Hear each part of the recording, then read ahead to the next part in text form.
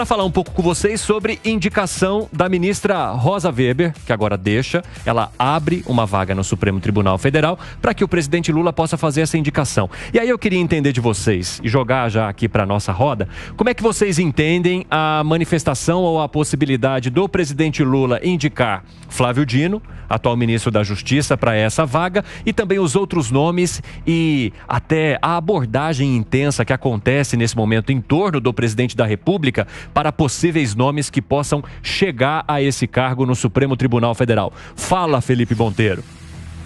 Bom, Cine, é uma indicação que, pelo visto, está entre 3 pessoas, né? O Flávio Dino, o ministro da Justiça, que tem um ponto positivo relacionado com a base, porque o Lula ele foi muito criticado na indicação do Zanin, porque o Zanin chegou no STF e começou a votar em pautas no STF sendo um conservador, né? E a base lulista ficou um pouco epavorada porque não esperava que uma indicação do Lula, no primeiro momento, o Zanin, fosse ser um conservador. E o Flávio Dino, apesar dos pesares, né, apesar de algumas críticas relacionadas a ele, a gente sabe o que esperar do Dino. E colocando o Dino no STF, a gente tem uma outra condição também, não é?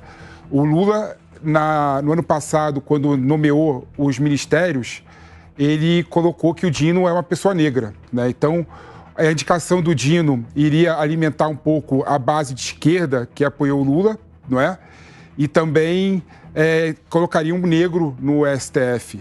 Então, e além disso, tem uma questão também, né? O Dino, é bom lembrar, né? Está tendo muito protagonismo. Isso irrita bastante as pessoas que estão buscando a sucessão depois do Lula. E colocando o Dino no STF, o Lula, de certa forma, se livra do Dino e deixa o Dino fora dessa disputa à sucessão presidencial. Foi, Segre? Por que você estava fazendo essas caras enquanto o Felipe falava? É que eu entendo que menciona... Não, eu entendo que menciona, Felipe, mas eu não consigo entender que para tirar alguém da possibilidade de ser candidato, vamos colocá-lo no STF, que vai ficar aí pelo resto da vida até os 75 anos. E outra, eu espero que um ministro da Corte respeite a Constituição. Eu não me interessa se esse é a sua função. E aí vem outra questão, que é uma das características é não politizar a Corte, o que todos estamos esperando. E vamos colocar na Corte Suprema uma pessoa que ele se autodefine como comunista. É um absurdo. Fala, Pedroso. O Supremo, a indicação do Supremo, a indicação de um juiz para o Tribunal de Contas nos estados, vai da premissa de proteção de quem está indicando. Já começa por aí. O Zanin, que o Felipe mesmo falou, se iludiu quem achou que ele ia em pautas progressistas. Sim. Porque ele é um conservador, só que ele foi indicado pela confiança e relação que ele teve com o presidente, como advogado do presidente. Se está certo ou não, não existe regra e quem escolhe é o presidente. Não vou discutir se está certo ou não, mas não tem regra. Olha, poderia ser imoral pelo ponto de vista de alguns, mas não é legal. O que tem que ter é o sábio poder jurídico. Ele como é que é a palavra? Notório poder jurídico. Notável saber jurídico. Saber jurídico, isso. O Dino, realmente, ele tem essa questão da questão da presidência e a própria imprensa pergunta para ele. Ele foi numa entrevista essa semana e perguntaram para ele, eu não lembro qual canal, mas perguntaram para ele. E aí ele ainda brincou, eu tô com cara de... Eu tô com cara de ministro do STF? E aí reforçaram coisa. E aí ele falou assim, não, aí perguntaram, mas você pode ser, como presidente supremo, ainda candidato a presidente? Ele falou assim, eu não quero ser candidato a presidente, indo para o Supremo. Eu vou para o Supremo para ser juiz do Supremo. Mas o que eu acho que aí, de toda essa conversa, primeiro, eu acho que o Lula já tomou a decisão. Porque estava entre 3, né? Bruno Dantas, o advogado-geral da União, Jorge Messias Eu acho que ele já tomou a decisão, acho que ele tomou a decisão pelo Dino. O próximo ministro da Justiça vai ser o famoso Messias, na minha concepção. O Bruno... Você não acredita que ele possa indicar uma mulher? Porque tinha se aventado a história de que uma mulher assumiria o Ministério da Justiça para poder sinalizar para essa bancada que queria a indicação de uma mulher para o Supremo Tribunal Federal. Eu acho que isso vai ficar muito bonito no discurso, mas na prática não vai acontecer. Não vai acontecer. Os outros 2 indicados, o Bruno Dantas, ele foi a primeira pessoa... do Tribunal de Contas da União. Que foi contra a Lava Jato. É bom lembrar que aquela ação que fiscalizou o Deltan, das diárias do Deltan, partiu dele. Sim. Né? Ou seja, então, a partir daí, ele começou a ser visto de bons olhos pelo pessoal em torno do Lula, né? E o Messias é uma pessoa que é leal desde sempre, então ele tem um apoio muito forte do PT. Né? E o Bruno Dantas tem um apoio de uma parcela do Centrão em cima do nome dele para indicação, que eu acho que dos três aí não deve ser a indicação, na minha opinião. O Messias tem a fidelidade de um grupo mais seleto no Planalto e a fidelidade ao Lula e a Dilma, que foi demonstrado já lá. Mas eu acho que o Dino, concordo com isso aqui, acho que o presidente Lula vai indicar o Dino por essa questão que ele soma, agrada a parte do PT, agrada a parte da esquerda, tira um concorrente de 2026, apesar de achar absurdo também, mas ele tira esse player. O Dino já selou isso quando ele disse nessa entrevista, em sendo ministro do Supremo, não sou o candidato a presidente da República.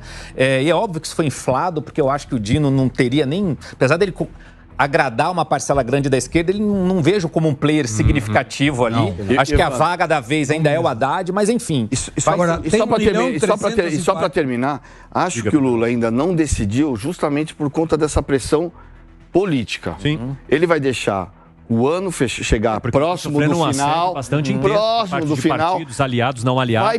Vai primeiro nomear alguém no lugar do Aras, porque tem uma pressão muito grande para tirar a substituta, que é uma mulher que parece que é...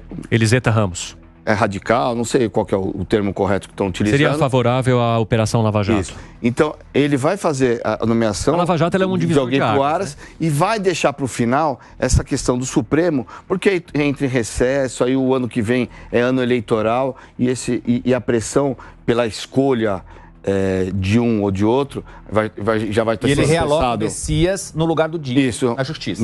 Mas a AGU é melhor do que a Ministério da Justiça. O que eu acho é triste a gente falar numa Suprema Corte fazendo um paralelo com ideologia política. Isso é triste. Isso é triste para quem é advogado, procurador, promotor, juiz, defensor público, quem atua nos tribunais, quem atua na ordem jurídica. Isso é muito revoltante a gente imaginar que determinado juiz de Suprema Corte tenha que eventualmente agradar a ala política quando ele aplica a lei ao caso concreto e ele jura fidelidade à Constituição. Esse país... Então, Evandro, olha só, isso é a conjuntura que move a nomeação do... E você acha que isso acontece no caso também do Procurador-Geral da República, dessa vaga para a Procuradoria-Geral da República? Sim, acontece, mas olha só, o Procurador-Geral da República é o chefe dos fiscais da lei. Então, independente da forma como ele foi escolhido, que eu concordo com vocês, a ala X que é uma pessoa, a ala Y que é outra, mas a partir do momento que a pessoa senta na cadeira, e o caso é o Zanin, né? Vamos dar o exemplo do Zanin, ele julga conforme a sua convicção. Assim deve ser. Ele já não é mais político, ele não é advogado, ele não tem que agradar ninguém. Mas eu não acho que o Dino vai fazer isso. Ideologia nenhuma. Concordo com você. Não vai fazer isso. Deveria ser como o Zanin eventualmente está sendo. Correto. O Zanin está sendo correto. O juiz está votando conforme as suas convicções. Ele tem que pacificar a sociedade. Ele não é juiz de partido político. Então, mas eu sou uma dúvida. Como vocês que têm uma tendência à esquerda na ideologia, que preservam essa... Não, mas é claro, ninguém esconde isso. Felipe não esconde isso. Eu achei interessado a forma como você vê. Como vocês que estão aí na esquerda... Como vocês assumem, absorvem esse progressismo mentiroso de que tendo 1.340.000 advogados, desde 2011 que a OAB consegue ter esse registro, são 675 mil advogados, onde a maioria são homens, mas deve ter alguma, 1.340.000, mulher e negra, e nenhuma está capacitada para o Supremo. Monteiro. Sim, primeiro é o seguinte, respondendo a tua pergunta, né? Na minha opinião, tinha que ir uma mulher para o Supremo Tribunal Federal. Né? Até porque, eu falo isso não porque eu quero minoria no Congresso Nacional, no Senado, no STF, mas sim porque eu acho que o STF mais heterogêneo, ele faz decisões melhores, né? Sendo mais representativos, o STF tem decisões melhores. Então, quando as pessoas, por exemplo, criticam o tal identitarismo na escolha do ministro da Suprema Corte, sob a ótica da minoria, eu discordo, tá? Porque eu vejo a questão da escolha de uma mulher, e se for possível, a escolha de uma mulher negra, na verdade, é o direito da maioria de ter uma representatividade no STF que vai ter decisões melhores. Agora, o que o Scaff falou, eu concordo com o Scaff, né? O sistema político, o sistema de escolha do ministro do STF é uma questão no Brasil, né? Tanto é que eu sempre defendi, em vários artigos que eu publiquei, que deveria ter no Brasil a cláusula de minoria do direito alemão. Na Alemanha, por exemplo, o executivo escolhe o ministro da Suprema Corte, ele tem que ter 2/3 do Congresso, né? Para ter 2/3 do Congresso, o jurista escolhido, ele permeia todas as ideologias, claro, e é um jurista acima de qualquer suspeita, né? Então, o presidente da República, ao indicar alguém, vai indicar alguém que todo mundo goste e entenda que aquela pessoa é o melhor jurista possível, né, para assumir a Suprema Corte. Mas a realidade é que o nosso sistema, que é a escolha do presidente da República, com uma maioria simples do Senado Federal, na escolha do ministro da Suprema Corte, na aprovação, não é? Ele faz com que o presidente da República ele busque o interesse pessoal. E é bom a gente lembrar, fazer análise também, pensando no que aconteceu no Brasil nos últimos anos relacionado ao Lula. Eu não estou falando que a Lava Jato foi um erro, eu não estou tendo nenhum juízo de valor contra a Lava Jato, mas o fato é que o STF, inúmeras vezes, ele reafirmou a Lava Jato. Uhum. O Procurador-Geral da República, ele manteve a Lava Jato funcionando até o final. E onde você quer chegar? Ou seja, considerando tudo isso, esse contexto todo, né, eu entendo o Lula, né, querendo indicar alguém, nas palavras dele, que ele possa ligar quando ele quiser falar com ele. Mas isso foi Toffoli também. Errado. Qual é o notável saber jurídico de uma pessoa que não aprovou 2 vezes o concurso para juiz de primeira instância? Isso aí eu acho que não é um argumento... Como não? Eu acho um argumento que eu acho válido. Se fosse assim, o Collor indicou o Marco de Mello, que era o primo dele. Mas eu conheço várias pessoas... Também está errado. Não estamos dizendo que um justifica o outro. Eu conheço várias pessoas que prestaram curso para juiz, não passou na primeira, não passou na segunda, desistiu e é um ótimo, excelente jurista, entendeu? Então, assim, não tem nenhum artigo. Você tem mais artigo do que Toffoli. Mas o Dino, nesse caso, por exemplo, ele foi juiz federal por 12 anos. Né? Por exemplo. Você vai falar também que tem o cara de ministro do Supremo Tribunal. Do jeito que ele defende, mas eu acho que se Lula quiser colocar fogo no parquinho, ele indicaria a Grace Hoffmann, por exemplo, ministro do STF.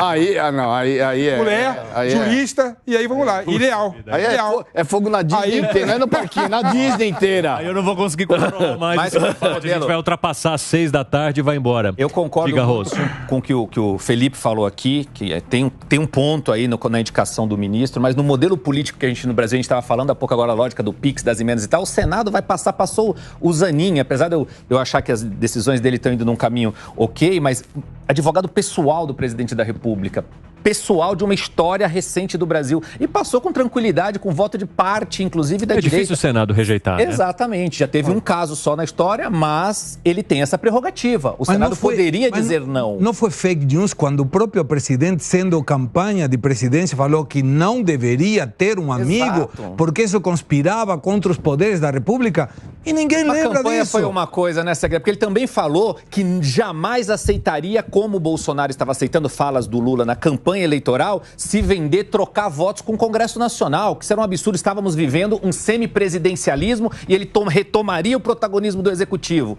Olha aí o quadro. Isso não tem como. Campanha é campanha, né? Isso não tem como.